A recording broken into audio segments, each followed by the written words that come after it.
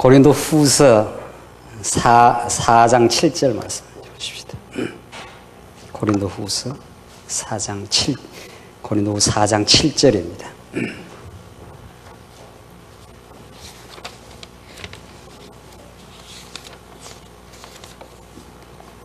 네, 찾으신 줄 알고 읽겠습니다. 고린도 후서 4장 7절입니다. 우리는 이 보배를 질그릇 안에 가지고 있다. 이는 심히 큰 능력이 하나님께 있고 우리에게서 나온 것이 아님을 보여주려는 것이다. 우리는 사방에서 억눌림을 당해도 짓눌리지 않고 답답한 일을 당해도 낙심하지 않으며 박해를 받아도 버림을 당하지 않으며 넘어뜨림을 당해도 망하지 않는다. 우리가 항상 예수님의 죽으심을 우리 몸에 지니고 다니는 것은 예수님의 생명이 또한 우리 몸에 나타나게 하려는 것이다. 10절까지입니다. 우리 첫 시간 공부한 내용을 오늘 이 본문 말씀과 관련지어 우리가 생각해 본다면은 오늘 본문 사도 바울이 고린도 교회 갈등하고 번민하는 고린도 교회를 향해서 두 번째 준 편지인데 우리는 이 보배를 질그릇에 가지고 있다 이렇게 되어 있습니다. 고린도 교회가 아직은 말씀을 깨달음의 깊이가 약해서 보배의 가치를 질그릇은 어디서라도 얻을 수 있는 그렇게 가치로와 보이지 않는 거죠. 질그릇은 뭐 그냥 진흙 한 덩어리 가지고 그릇을 만들 수 있으니까. 그런데 너희들이 가지고 있는 것은 너희들의 삶의 가치는 그 질그릇이라는 것이 아니라 이 보배를 질그릇 안에 가지고 있으니 이런 말이죠. 그렇게 하신 것은 심히 큰 능력이 하나님에게 있고 우리에게 나온 것이 아님을 보여주려고 하나님께서는 그래서 하나님에게만 능력이 있다는 사실 그 하나님에게 그 능력 많으신 분에게 우리가 붙들려 있는 존재라는 사실 이것이 무한한 그 감사요 평강이고 인생의 본질이라는 사실 이 사도 바울은 이제 이걸 가르쳐 준 거죠. 이 첫 시간 우리 주제와 관련된다면은 이 성경의 혁명의 두 번째가 성경의 중심 주제, 올바른 그 주제를 정말 제대로 발견했고 성경의 어떤 본문이라 할지라도 구약의 어떤 본문이든 신약의 본문이든 그것이 성경의 그 마지막의 정점에 딱 중심 주제에 걸려 들어가도록 그렇게 성경이 원래 그렇게 돼 있다 성경이 그걸 이제 발견하게 됐다는 거죠. 하나님의 뜻 가운데 그것이 이제 오늘 이 본문 말씀에 따르면 이게 질그릇 속에 담겨 있는 보배라는 거죠. 보배라는 건 엄청 가치 있다는 것 아닙니까? 그렇죠? 질그릇은 원래는 별 볼 일 없는 우리가 부패하고 타락한 인생이었지만 그러나 하나님께서 너희들은 이 땅에 보내진 것이 부패하고 타락한 그냥 자기 영광에 절절매는 그런 인생으로 살게 하시는 것이 아니라 이제 보배를 간직하고 그 보배로 말미암아 주어지는 인생에 얼마나 긍정적이고 영원한 가치를 주 안에서 누리게 하시려고 그래서 하나님의 능력의 심히 큰 것이 하나님에게 있고 우리에게 있지 아니함을 우리에게 있지 않다고 우리가 깨달아 버릴 때 얼마나 평화가 찾아옵니까? 하나님이 당신의 뜻 가운데 우리를 한 걸음 한 걸음 인도해 가시는 거니까.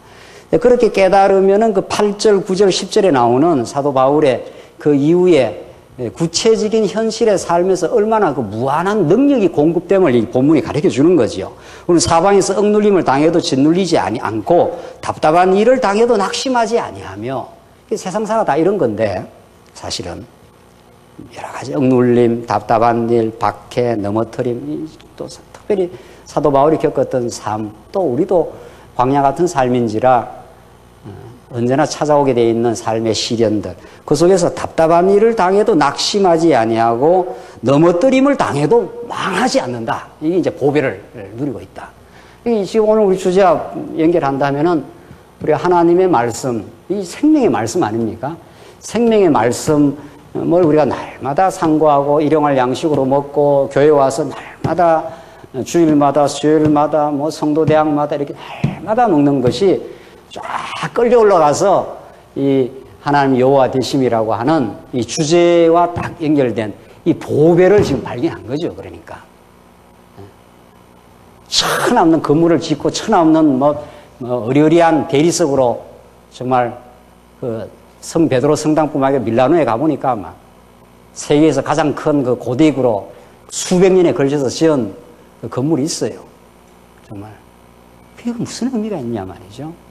오히려 그거 짓느라고 얼마나 많은 영혼들이 유린을 당하고 그 안에 그 보배가 없는 그 질그릇, 보배가 없는 그 건물 말이죠. 그것이 정말 어떤 의미가 있는 건가? 정말 하나님께서 우리로 하여금 우리에게 능력이 있는 것이 아니라 하나님에게 능력이 있음을 알게 하시려고 우리에게 복음을, 이 성경의 그 주제를 우리에게 주셨다는 거죠. 그때 주어지는 마음의 기쁨과 평화. 내가 능력이 없다고 알면 걱정할 일도 없고 하나님께 모든 게 맡겨지게 되고 미래를 하나님께서 해 가신다는 분명하고 확실한 이 확신이 이 주제에서 나온 거 아니냐 말이죠. 하나님이 전능자가 이룬다는 거 아닙니까? 하나님이 여호와시다. 엘로힘 되시는 이 전능자가 여호와이시다. 언약을 이루신다. 당신이 이루시는 일이니까 얼마나 우리가 그가 하시는 일을 찬양하고 그가 하시는 일을 보고 그의 손에 우리 인생이 달려있고 그의 손에 우리 교회의 미래가 달려있고 그러니까 모든 그 온전한 평화가 오는 거죠. 우리한테.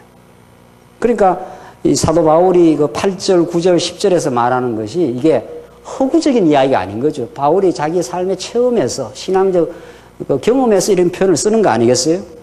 바울이 거짓말하는 사람이 아니니까 이 성경 감동으로 기록된 거니까 답답한 일을 당하면 우리 인간은 낙심하게 돼 있는데 이 주제가 발견되면 이게 보배가 발견되면은 이게 성경이고 이게 조금 더 이렇게 해봅시다. 성경이고 이게 그 성경대로 성경 안에서 살아가는 우리의 삶인데 말이죠.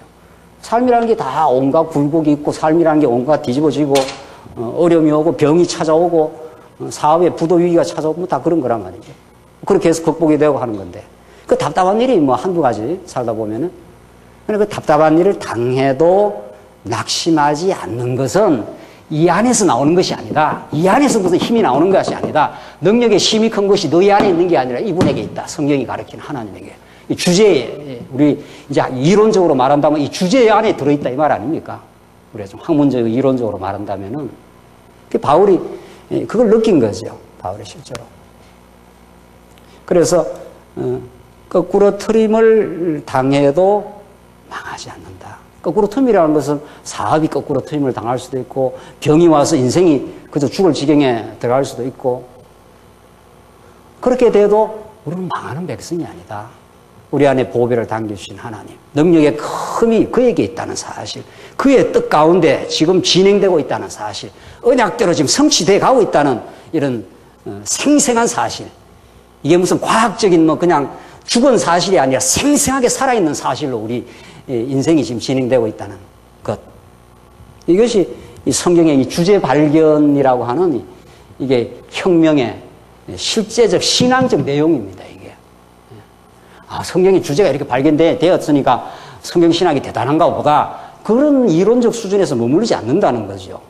그런 놀라운 이론이 놀라운 진리체계가 드러남으로 정말 우리의 삶과 이 세계 전체를 바라보는 그런 건강한 세계관이 생겨나고 거기에서 우리의 삶이 정말 얼마나 복된가.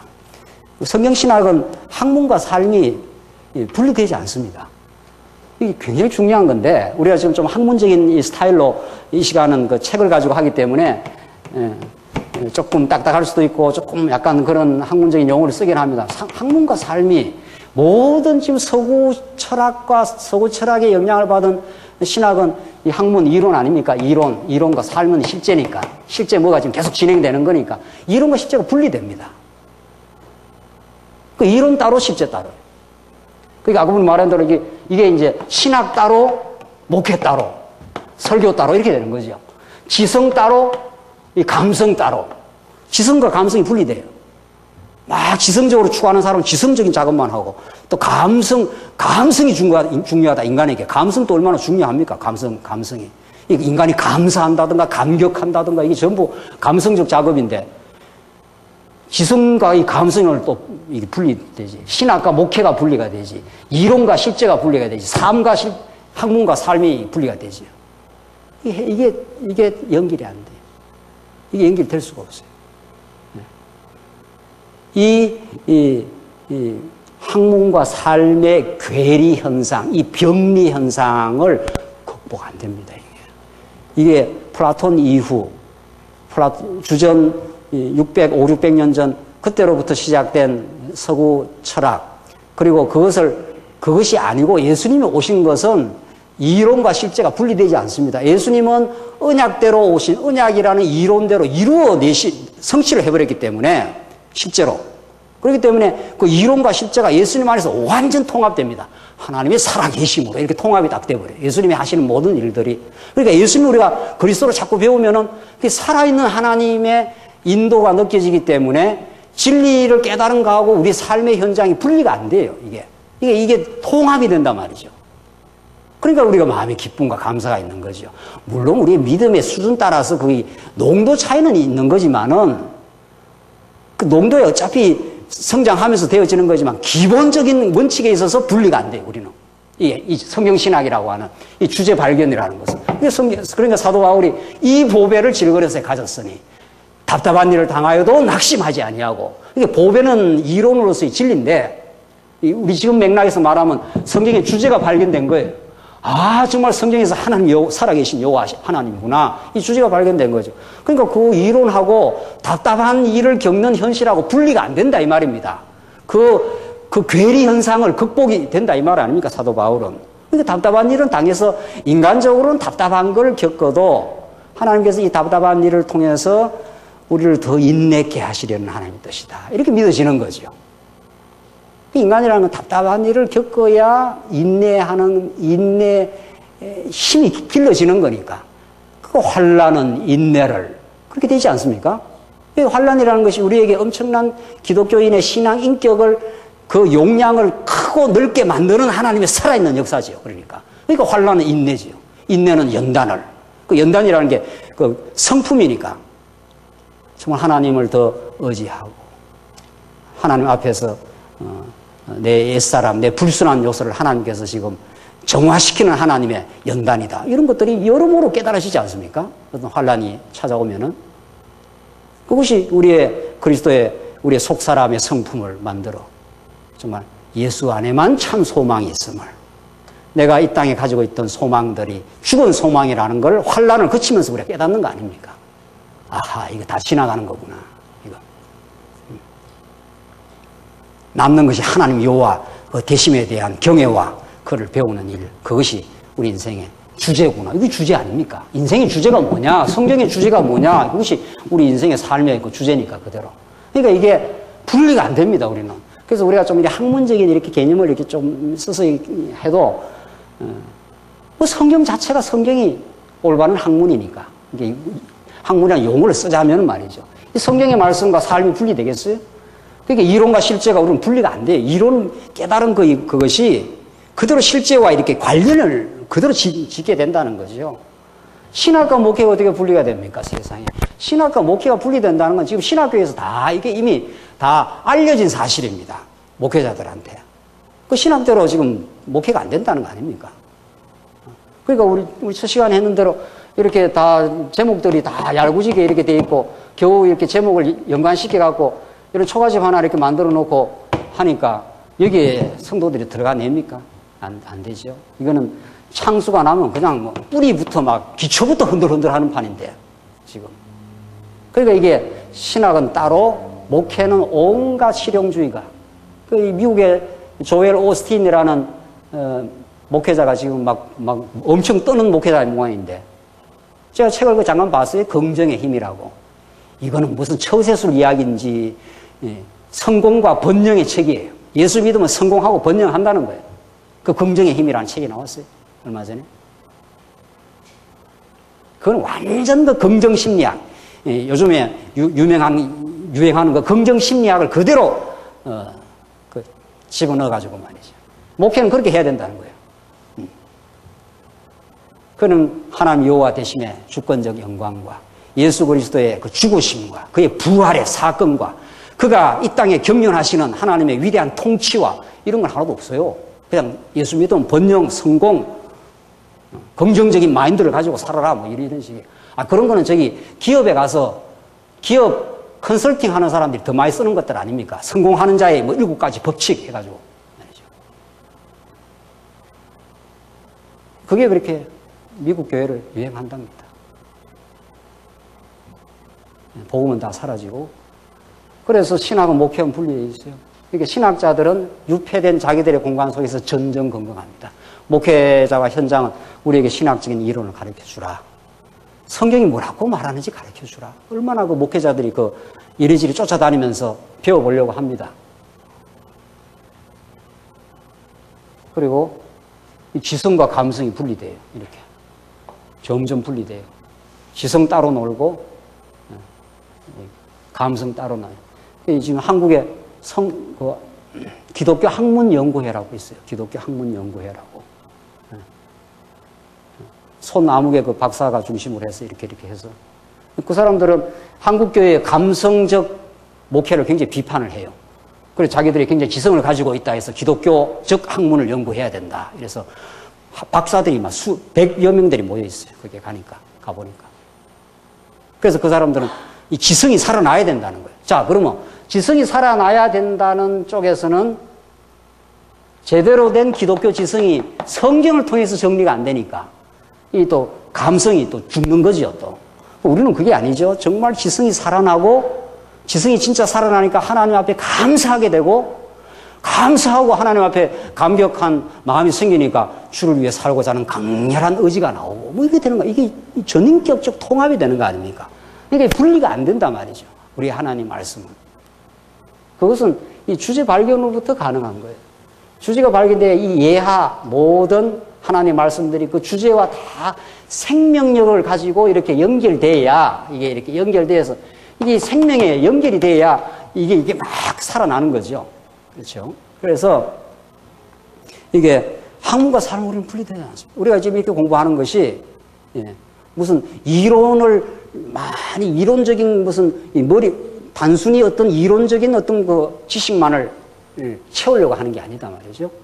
우리가 호크마우스가 지혜의 집이라는 것이 그 이론이 내 삶 속에 용해되고 성령의 역사로 용해되어 참 지혜로 정말 하나님을 경외하는 마음이 생기니까 성도들을 사랑할 마음이 섬길 마음이 생기고 뭐 이렇게 그 지혜라는 것이 작동되는 거란 말이죠. 그 목사님께서 잠언서 강론집에 지혜라는 것이 하나님의 총체적인 역사를 전인격적으로 깨닫는 그렇게 표현이 그렇게 돼 있어요. 그 지혜는 그런 거예요. 어디 지혜가 이 머릿속에서만 빙글빙글 돌다가 자기의 몸과 살이 움직이는 삶의 현장하고 무관되어 있는 그런 이론이냐 말이죠. 전인격적 깨달음으로 하나님께서 우리를 이끌어 가시는 거니까. 그래서 오늘 이 본문 말씀은 참 살아있는 말씀인 거죠. 이 보배를 질그릇에 가졌으니 우리 같은 질그릇 속에 우리가 언제 이런 주제를 알기나 했습니까? 여러분은 어떤지 모르고 저는 성경 자체도 믿지도 않는 사람이니까 어떻게 하다 하나님 은혜로 예수를 믿고 어떻게 열심히 예수를 믿어야 되겠다 해서 열심히 율법 지키다가 이게 뭐야 이게 도대체 율법 지키려고 아무리 해도 안 되니까 그래서 신학교를 가려고 하다가 그래서 이렇게 말씀을 만나서 여기까지 왔는데 그래서 성경 전체가 이렇게 일목요연하고 이렇게 물 흐르듯이 논리적으로 정연하고 이것이 하나의 주제에 딱 걸려 들어가서 참 하나님 말씀 전가하기가 즐겁습니다. 하나님 말씀 보기도 즐겁고 말이죠. 이게 우리 항상 기뻐하라 하는 말이 이게 사도 바울이 헛소리가 아니구나 말이죠.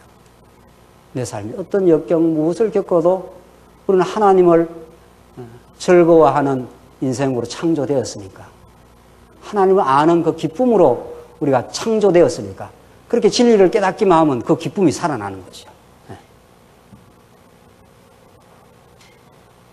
이게 오늘 이 주제입니다. 여러분들 집에 가서 책 읽어보면 되시고, 이론적인 이야기는 책 읽어보면 되고, 정말 이 주제를 발견했다는 것이 이게 얼마나 우리 삶의 원천적인 기쁨인가. 인간이, 심리학자들이 말하는 대로 인간의 머릿속에 조이 센터라는 게 있답니다, 진짜. 하나님이 인간 머릿속에 기쁨의 샘을 만들어 놨어요. 그 기쁨의 샘은 하나님하고 연결이 돼야 그 기쁨의 샘이 있다는 거예요. 하나님의 복음을 발견하면 그 기쁨의 샘이 작동을 한다는 거예요. 기독교 심리학자가 연구를 했는데, 그런데 그것이 하나님의 순수한 복음을 접하지 못하면 인간이 기쁨을 채워야 되니까. 인간은 기뻐야 사는 거니까. 그러니까 어디 기쁨 구석이 없나 하고 인간이 방황을 한다는 거예요. 근데 그 테프를 듣고, 야, 이게 참, 심리학자도 말이지, 그런 인체를 연구한 사람들이 일리가 있구나 말이지. 이런 거 저는 기쁨을 위해서 창조된 사람입니다. 그러니까 사도 바울이 항상 기뻐하라는 것은 명령이 아니라 언약 아니에요. 성경은 우리 전부 언약입니다. 기뻐하라 하신 하나님이 기뻐하게 해준다는 거죠, 우리를. 뭘로 통해서? 이 조이 센터가 이 머리 여기 안에 있다는 거예요. 두뇌 속에. 이 뇌과학자들의 이야기에 따르면은. 그래서 우리는 하나님 말씀만 들으면 자다가도 좋은 거예요. 자다도 좋고, 깨어나도 좋고 말이죠. 언제라도. 예수는 그리스도이십니다. 당신이 왕이신데 날 위해 죽었습니다. 이 말 아닙니까? 그리고 부활하셔서 내 삶의 소망이 되어 주셨습니다. 그러니까 기쁜 거지요. 기쁜 게 세상에 까락까락하는 기쁨이 아니고요. 사도 바울은 항상 근심하는 자 같으나 어떻게 해요? 성경 모릅니까? 다 아셔서 근심하는 자 같으나 기뻐하고 이렇게 했어요. 정말 그건 나중에 깊이가 있는 그 기쁨이에요. 까락까락하는 기쁨이 아니라, 물론 우리가 유쾌하게 웃는 것도 좋지만은 그 성도를 사랑하는 그 사랑의 근심이 있는 그런 기쁨. 진리를 자기의 전인격을 통해서 깨닫는 기쁨. 그렇죠. 그래서 혼자 조용히 있어도 마음에 감사와 기쁨이 있고, 하나님의 말씀을 보고 하나님의 뜻을 생각하고 나를 이 땅에 보내신 그 영원한 뜻이 있어서 날 여기까지 인도하셨다. 이런 것들이 우리에게 얼마나 잔잔하고 놀라운 기쁨인지 모릅니다. 같이 교회 와서 더불어 있으면은 그런 기쁨이 있는 사람은 틀림없이 아직도 기쁨이 충만하지 않는 영혼들, 여러 가지로 세상사에 치여서 힘든 영혼들을 찾아서 조용히 옆에 앉아서 이야기를 들어주고, 그렇지 않겠어요? 거기에 그 잔잔한 기쁨이 있습니다. 정말 샘솟는 기쁨이 있습니다. 그런 그 기쁨을 만나지 못하면 인간은 현대인들의 이 엄청난 이 중독 현상, 중독 현상은 지금 한국 사회에 엄청나다는 거예요. 도박 중독, 알코올 중독, 인터넷 중독, 이건 지금 한국인들의 약 한 3분의 1을 중독군에 지금 사로잡혀 있다는 거예요. 왜? 그 중독은 즐거움을 찾는 행위입니다. 즐거움을 찾는 행위입니다. 참 즐거움을 만나지 못하면 인간은 어떤 즐거움을 찾아 지금 헤맵니다. 그래서 인터넷 중독, 알코올 중독, 도박 중독, 관계 중독, 쇼핑 중독, 지금 한국 사회의 이 병리 현상은 이 정신의학자들의 분석에 따르면 이게 구체적인 통계가 나와 있어요. 지금 가정마다 지금 그 중독 현상은 엄청나다는 거예요. 왜 그래 됐는가? 그것이 한국 사회가 문제가 돼서가 아니라 하나님을 아는 기쁨, 항상 기뻐하라는 그 약속의 기쁨, 그래서 인간의 이 진리의 말씀을 깨닫는 기쁨, 이 성경의 주제를 발견했다고 하는 이 기쁨. 그래서 성경 어디를 봐도 참 하나님 살아 계십니다. 이거 아닙니까? 네. 그것을 깨닫는 기쁨. 그걸 깨닫는 것이 혼자만 기쁜 게 아니잖아요. 우리가 이렇게 같이 이렇게 모이면은 그 기쁨을 함께 나누니까. 그래서 사도 요한이 요한일서에서 내가 이 글을 쓰면 너희들과 함께 이 기쁨을 함께 기쁨을 나누기 위함이라. 그렇게 되어 있습니다. 우리는 이 진리를 우리 안에 머물러 둘 수가 없습니다. 우리는 이 복되고 이 정연한 진리를 우리 안에 머물러 둘 수가 없어요. 이 기쁨을 함께 나누고 싶다. 이래서 전도는 그렇게 되는 거지요. 누가 전도를 하라 해서 합니까? 나는 이거 들으니까, 이 말씀 들으니까 인생의 가치와 평화를 얻었다. 너도 인터넷 한번 들어봐라. 이 교회 한번 와서 한번 들어봐라. 이렇게 해서 되는 거 아닙니까? 그러니까 그렇게 좋은 사람은 그냥 못 있습니다. 어떻게 그게 기쁨의 샘이 넘치는데 그냥 그걸 주체할 수가 있느냐 말이죠. 그것이 자기의 삶의 기쁨이 되고 자기의 망가졌던 인생이 살아나고 그래서 왜 삶이라는 이 의미가 생겨나고 오늘 본문의 말씀대로는 답답한 일을 당했는데도 하나님이 하셔. 하나님이 이 일을 통해서 더 좋게 하셔. 이 말 아닙니까 우리는. 그러니까 낙심이 안 되는 거죠. 답답은 해도 낙심은 안 되는 거예요.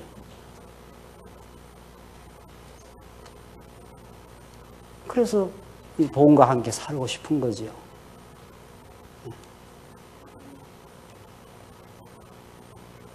저희 어머니의 이야기를 한 번 더 해야 되겠네요. 지난주에 애가 이제 휴가가 와서 할머니 뵈러 간다고 갔습니다. 집에 이제 어떻게 하다가 저는 조그마한 집에 살다가 큰 집으로 이사를 갔습니다. 조그마한 집에서는 거실이 작아가지고 우리 말씀을 많이는 못 들었어도 테이프는 듣고 이렇게 말씀 참 좋아합니다. 집이 조그만해서 교회 성도님이 찾아오면 앉을 자리가 없어가지고 그래 집이 크지 않으니까 한 10명씩도 오고 성경 공부하러. 이제 이렇게 초청을 못 했습니다. 이번에 어떻게 해서 집을 조금 더 넓은 데로 가서 거실이 좀 넓어졌어요. 그래서 나도 우리 교회 성도님들을 좀 모시고 성경 공부하는 그 모임을 좀 이렇게 뒤에 부축을 좀 해주고 싶다는 거예요. 그렇게 하시라고. 그렇게 하면 참 어머니 삶이 이제 지금 이제 8순이 다 됐는데 그럼 참 좋을 겁니다. 그렇게 하면 100번 그렇게 하셔야죠. 저한테 이제 좋아서 이야기를 하는 겁니다. 좋아서. 그렇게 오면은 성도들이 오면은 국수라도 삶아주고 내가 뭐 가진 게 없으니까 국수라도 삶아주고 말이죠. 그래서 뭐 얼굴이 너무 행복해해요. 야, 내보다 참 감사가 넘친다. 말씀을 조금밖에 안 듣고 그래도 워낙 말씀을 좋아하니까 제가 고향에 가면은 야, 말씀 한 줄 주라 이렇게 합니다. 말씀을 한 줄. 그러니까 말씀을 얼마나 이제 사모한다 이런 뜻이 아니겠어요? 가끔 못 가니까 말이죠. 그 인터넷을 가르쳐 주면 인터넷을 할 줄 몰라고 그걸 못해요. 인터넷을. 참 이 세상에 이렇게 답답한 수가 있습니까? 그런데 그 성도들이 한 10명쯤 와서 내가 성도들 오면은 참 그 국수라도 끓여주고 그렇게 하면 너무 좋겠다. 그럽니다. 그래서 집사람하고 조금 용돈을 조금 더 올려드려야 되겠다. 뭐 이렇게 하고 이야기하고 국수라도 삶아 드리려면. 그래서 제가 그걸 깨달은 건 말씀 그 조금밖에 못 깨달았거든요. 그런데 그걸 워낙 말씀을 좋아하니까 너무 좋아하니까 이걸 하고 싶다 이런 뜻이에요. 여러분들 하라 이런 뜻이 아니에요.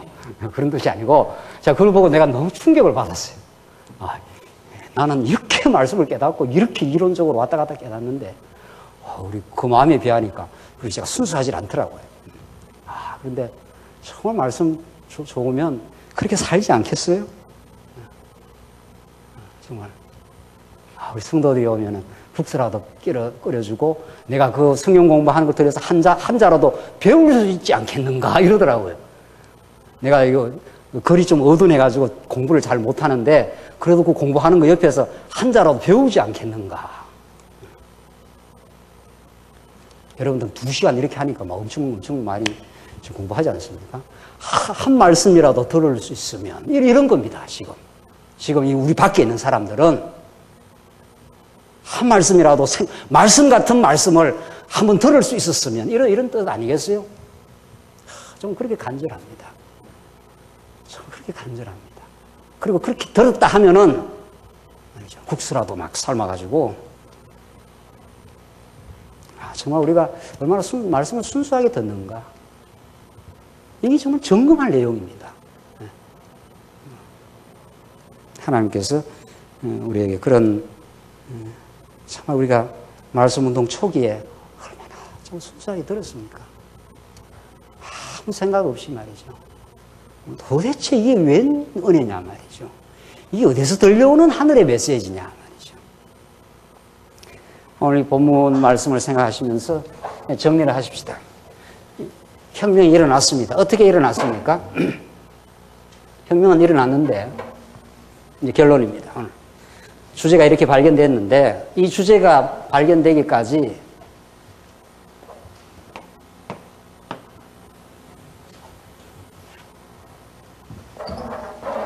그냥 주제가 발견된 것이 아닙니다.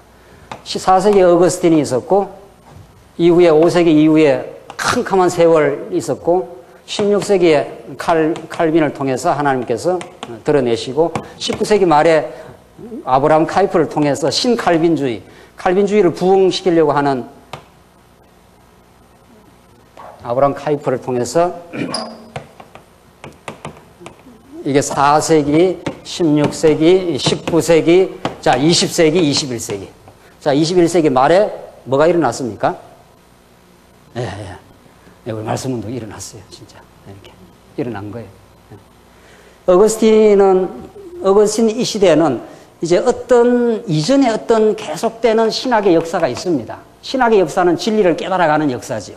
그것이 어떤 총체적으로 그 이전의 역사, 이전의 어떤 깨달음들을 집대성하는 사람이 항상 나옵니다. 그게 하나님 하시는 일이에요. 그 어거스틴이 이 모든 이전의 초대 교부들의 깨달음을 집대성한 사람입니다. 어거스틴이. 그래 어거스틴을 통해서 이제 어거스틴의 영향을 루터, 칼빈이 많이 받습니다. 그래서 어거스틴이 주로 이제 한 것이 기독론, 삼일체론 이런 겁니다. 소위 말 우리가 지금 그리스도는 어떤 분인가 지금 이런 것들이 이전 한 200년 어거스틴이 4세기 사람이니까 약 한 300년에 걸친 신학 작업을 집대성한 겁니다. 그러니까 전체적으로 이렇게 정리를 한 겁니다. 그리고 한 1세기 지나서 쫙 이렇게 빠지는 여기에 이제 아퀴나스가 있는 거죠. 아퀴나스는 성경의 언어를 사용했지만은 주전 이 히랍 철학, 특히 아리스토텔레스 철학을 받아들이면서 신학을 완전히 빛나게 만들어 버렸습니다. 그러다가 16세기 칼빈이 등장해서 이전 교부 신학과 어거스틴 신학을 칼빈이 집대성을 합니다. 더 한 단계 성숙하게 만든 거죠. 기독론에서 더 이제 신론으로 전진을 합니다. 루터는 그 기독론 혹은 구원론 정도인데 칼빈은 그걸 그래도 하나님 중심으로 이렇게 더 쫙 끌어올립니다. 이게 이제 한 단계 더 올라가요. 어거스틴보다 한 단계 더 올라갔습니다. 이 하나님 중심, 하나님 영광, 이게 이런 명제가 나온 거죠. 자, 이렇게 해서 그 이후에 16세기 이후에 17, 18세기 계몽주의를 지나면서 자유주의 신학이 완전히 구라파를 점령해버렸습니다. 그래서 18세기, 19세기에 카이프가 등장해서 이 계몽주의를 비판하면서 다시 칼빈주의의 부흥을 깨합니다. 이게 19세기 말 20세기 초 화란 자유대학이라는 그 대학이 그렇게 형성됩니다. 그 화란 자유대학이 미국의 지금 미시간 그랜드 레피즈에 있는 칼빈 대학 지금 이런 데로 다 이렇게 개성이 되고 있습니다. 그 아브라함 카이프가 칼빈의 절대 주권을 받아들이면서 세계관적인 작업을 합니다. 이렇게. 이게 신론도 받아들이고 기독론도 받아들이고 세계관적인 작업을 합니다. 지금 오늘날 한국교회 혹은 세계 신학자들이 세계관 이야기하는 건 전부 다 카이프의 작업입니다. 이 세상에 어떤 한 영역, 한 인치도 하나님의 주권과 벗어남이 없다. 이런 거 명제를 말합니다. 카이프가. 그러면서 화란을 개혁운동을 일으키고 그렇게 화란교회를 일시 칼빈주의로 이렇게 부흥을 시킵니다. 그러나 이게 1세기를 못 가서 화란 자유대학은 바르트 신학에 의해서 자유주의 신학에 의해서 점령당했다고 합니다. 언제 이제 한번 갈 기회가 있으면 직접 한번 확인해 봐야 되죠. 자, 이렇게 지금 신학은 이렇게 전진되어 왔습니다. 이렇게 전진으로 본다면은 어거스틴은 교부 신학이라는 굉장히 초보적인 겁니다. 그래도 어거스틴이 기독론을 말하고 하나님의 은혜를 말하고 상당히 그래도 주권을 말하면서 상당히 신학의 틀을 잡으려고 애를 썼습니다. 그러나 어거스틴은 중세 신학적 요소가 아주 들어가 있습니다. 잘못된 요소가. 그래서 이 어거스틴은 개혁 신학에 영향을 주기도 하고 중세 신학에 영향을 주기도 한 사람이었습니다. 그래서 칼빈이 어거스틴의 좋은 긍정적인 면모를 받아들이면서 하나님 중심적 신학을 세우려고 그렇게 노력을 했어요. 그래서 기독교 강요라는 것은 그 시대로서는 아주 혁명적인 체계예요. 도무지 그런 책은 지금 우리가 봤을 때 미미하고 부족한 게 많지만 그 시대로서는 엄청난 책이 나온 거예요. 칼빈은 그 시대에 인문주의를 능통했던 사람이고 또 성경에 철저하려고 애를 쓴 사람입니다. 그렇게 상당히, 그러니까 이게 그래도 구라파 500년을 끌어온 거 아닙니까? 지금. 우리도 그 영향을 받은 거 아닙니까? 장로교회, 하나님의 절대 주권, 뭐 이런 사상들이 다 이 칼빈에서 나온 거니까. 그러나 워낙 이 자유주의가 그 세계 도전하면서 개혁 신학이 무너질 때쯤 카이프가, 하나님께서 카이프를 들어서 신론뿐만 아니라 신론에 근거한 세계관적인 논의를 해야 된다. 그래서 일반 모든 학문 분야를 신론의 이 관점에서 재정리를 해야 된다. 이런 그 기치를 세웠어요. 그 기치가 지금 미국 칼빈 대학에도 여전히 살아 있습니다. 미국 칼빈 대학, 미국의 원래 하버드라든가 예일이라든가 이런 것들이 다 그 영향 속에서 대학이 만들어진 겁니다. 이 사람들이 신학과 대학이 분리되지 않는다 이런 뜻이에요. 자, 우리가 호쿠마 하우스 뭐 지금 이런 이야기들이 이미 우리 신앙의 선배들이 시도하려고 한 거예요, 다. 그래서 이 카이프라는 사람이 화란 수상이었습니다. 이 사람이. 화란의 정치가이면서 학자였다는 거죠. 그래서 이 사람이 시도한 것이 화란 자유대학을 세워서 신론에 입각한, 하나님 중심에 입각한 모든 제반 학문들을 세계관적인 틀에 의해서 그 학문을 정복을 해야, 학문을 기독교화시켜야 우리 후세대들이 하나님 말씀에 근거한 모든 학문과 모든 삶의 영역에서 하나님을 배워갈 것이 아닌가. 이런 표박을 한 것이 카이퍼의 신칼빈주의라는 거예요. 얼마나 이게 잘 보려고 한 겁니까? 그러니까. 그렇죠. 자, 이렇게 왔어요. 이렇게 왔어. 자, 이렇게 왔으면 자, 어디까지 간다. 이런 거 아닙니까? 지금 마지막이. 가슴이 두근두근 하지 않습니까? 이게 지금 2000년의 신학의 발전의 역사예요. 신학 발전의 역사. 자, 이 주제가 발견돼야 성경이 성경대로 보이고, 성경뿐만 아니고 성경은 근본이고, 일반 제반 모든 학문들, 인문, 사회, 자연, 혹은 예술, 이 모든 제반, 이게 우리 삶 아닙니까? 삶이라는 건 인간과 인간의 역사, 사회와 더불어 사는 삶, 교육하는 사회, 자연은 우리가 경험하는 모든 이 천지 만물들, 예술, 아름다움의 세계, 이런 것들이 다 대학에서 학문적으로 연구하는 것들이고, 이게 우리의 삶을 반영하는 것들입니다, 이게. 그 카이프는 여기까지 왔어요. 이게 하나님 중심에 의해서 일반 제반 학문들을 세계관적 논의를 통해서 기독교적인 조망을 해야 젊은 아이들이 대학에 가서 세속 학문에 물들지 않겠구나. 세속 학문을 하더라도 비판적 학문을 갖겠구나. 이렇게 한 거예요. 그래서 화란 자유대학을 세운 겁니다. 그러니까 카이프는 이전에 어거스틴의 기독론도 받아들이고 신론도 받아들이고 그 다음에 세계관적인 논의를 한 겁니다. 이렇게. 그러나 1세기를 못 가서 그 대학의 기초가 이렇게 무너진 거예요. 그 취지는 좋았지만은, 그렇게 하려고 하는 취지는 건전했지만은 의대가 흔들했기 때문에 이게 그 세계관적 논의가 무너지고 말았습니까? 의대가 흔들거렸기 때문에. 예? 신론이 무너지니까. 신론에서 공격을 받으니까. 하나님이 여호와 되심이 성경에서 안 나온 거예요.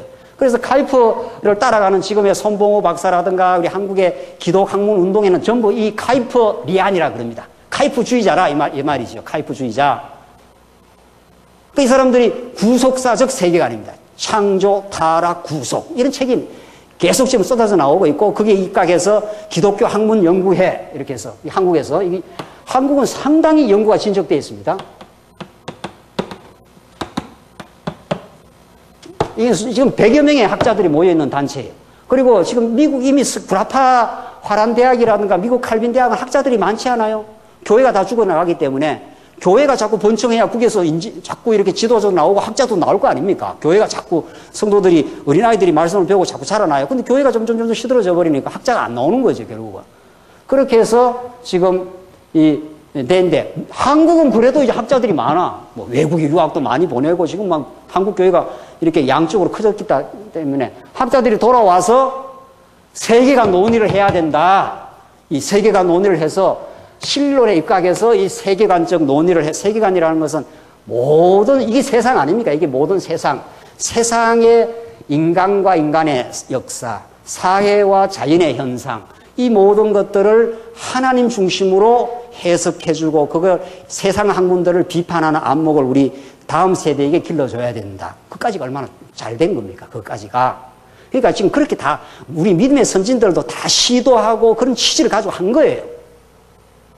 그러나 그 시도가 100년을 못 가서 이 신론이 삐그덕삐그덕하고 자유주의 신학에 의해서 점령을 당하고 바르트 점령하니까 이 세계관적 논의가 다 공중에 떠버린 거예요. 그래서 여기서 지금 여기 모인 100여 명의 학자들이 다 전문가들입니다. 공학 전문가들, 철학 전문가들, 교육학 전문가들, 다 인문학 전문가들이 여기 뭐 100여 명이 모여 있어요. 제가 가보니까. 제가 직접 작년에 경주 무슨 호텔에서 이 미국의 학자를 데리고 와가지고 이 학문 학회하러 가봤어요. 그 사람들이 원하는 게 뭐냐 하면은 그 사람들은 세계관 속에 인간, 역사, 사회 이런 걸 다 하고 싶은 거예요. 근데 막상 신학자가 없는 거예요, 거기에. 이 사람들은 신학자를 굉장히 무시해요. 신학자들은. 신학자들이 뭐가 이렇게 전체적으로 설명 안 해준다는 거예요. 자기들이 보기에는. 이 사람들이 다 학자들이니까, 이 사람들이 그걸 기다리고 있어요. 제가 그 앉아서 감정이 묘했지 않습니까? 그 100여 명 학자들 속에 제가 이렇게, 목사는 하나밖에 없더라고요, 제가 그밖에. 목사들은 또 가지도 않아요, 그런데. 그 기분이 묘한 거죠. 호쿠마 하우스 오면 되는데 말이죠. 그럼 모든 인문학, 사회과학, 자연과학, 예술, 이 모든 것들이 전부 이 주제와 걸려야 될 거 아니에요. 그렇죠? 하나님이 여호와 되심. 그걸 위해서 하나님 인간을 짓고 역사를 움직이고 사회의 모둠살이를 하게 하고 자연 만물을 지었다. 하나님 여호와 되심을 깨닫게 하기 위해서 그 영광을 선포하기 위해서 이 말 아닙니까? 우리 지금 성경적 기독교의 이 세계의 가치는 하나님 존재의 의미가 뭐냐 도대체. 이게 계시로서의 가치가 있다. 하나님 영광 선포의 목적이 있다. 그러니까 우리는 성경을 성경답게 이해할 뿐 아니라 이런 모든 이미 우리 믿음의 선진들이 어거스틴이라든가 칼빈이라든가 카이프라든가 이런 사람들이 다 진지한 사람들입니다. 또 하나님이 쓰신 종들입니다. 그 시대를 그래도 한 시대를 새롭게 한 사람들이 전부 이 사람들이. 그리고 이 사람은 항상 그 이전 작업들을 집대성을 합니다. 그 이전 작업들을 칼빈도 이 아퀴나스를 비판하고 어거스틴과 교부들의 신학을 집대성해요. 또 카이프도 그전 신학에 이렇게 하나님의 연속성이 있는 겁니다. 우리 이 말씀운동 성경신학도 마찬가지죠. 제가 아버지 설명대로 자제들은 들어 있어요. 자제들은 그리스도도 말했고 하나님 중심도 우리 다 이렇게 받아들이는 거 아닙니까? 그걸 우리는 구조화시켰다는 거죠. 전체적으로 구조화시켜서 새로운 그림이 나와버렸다. 그러면 이제 그 다음에 그림 어떻게 그려야 되나요? 이렇게 그리면 되겠죠? 그림이 조금 적은 것 같아요. 이 칠판이 적어서 큰 집으로 이제 지었어요. 내용으로는 이미 드러났어요. 이제 호쿠마 하우스도 생겼어요.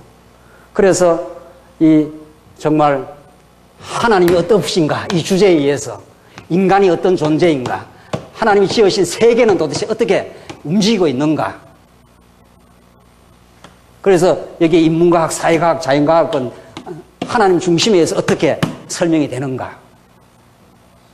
이런 총체적인, 그리고 이전 어거스틴이나 칼빈이나 아브라함, 카이프 믿음의 선진들이 뭔가 단편적으로 그렇게 찾고 추구하려고 했던 기독교 문명에 대한 새로운 패러다임을 지금 우리는 이야기하고 있다. 지금 이런 거죠. 이게 무슨 허구도 아니고 만들어낸 이야기도 아니고 그냥 맥락 없는 소리도 아니고 근거가 분명하고 역사적 이게 지금 진전이 분명하고 하나님께서 그 시대마다 그 이전 학문들을 전체적으로 받아들이면서 한 사람이 집대성을 하는 사람이 나와요. 어거스틴이 그랬고 칼빈이 그랬고 지금 아퀴나스가 카이프가 그렇고 말이죠. 그렇게 해서 이전에 전체적으로 부분적으로 파편적으로 있던 것들이 전체적으로 이제 정리가 되는 거예요. 이게 여기 와서 20세기 말과 21세기 여기 와서 지금 이렇게 지금 진행 중이에요. 시간이 다 됐네요.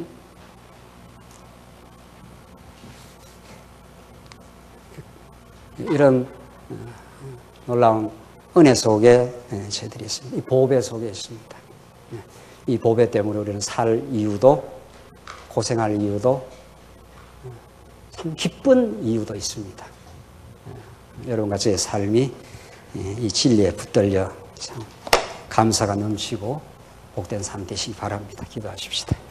자비하신 하나님 아버지 은혜를 감사합니다. 정말 감당하기 어려운 복된 진리를 저희들에게 보여주시고 깨닫게 하시고 이 면면이 역사에 하나님의 종들을 통해서 드러내시고 깨닫게 해오신 그 진리들을 집대성하고 총체적으로 이해하여 하나의 성경의 주제로 정리한 이 놀랍고 정말 논리 정연한 진리를 우리에게 주셔서 너무도 감사합니다. 이 진리 때문에 살게 하시고 이 진리 때문에 죽게 하시옵소서. 예수님 이름으로 기도하옵나이다. 아멘. 하늘에 계신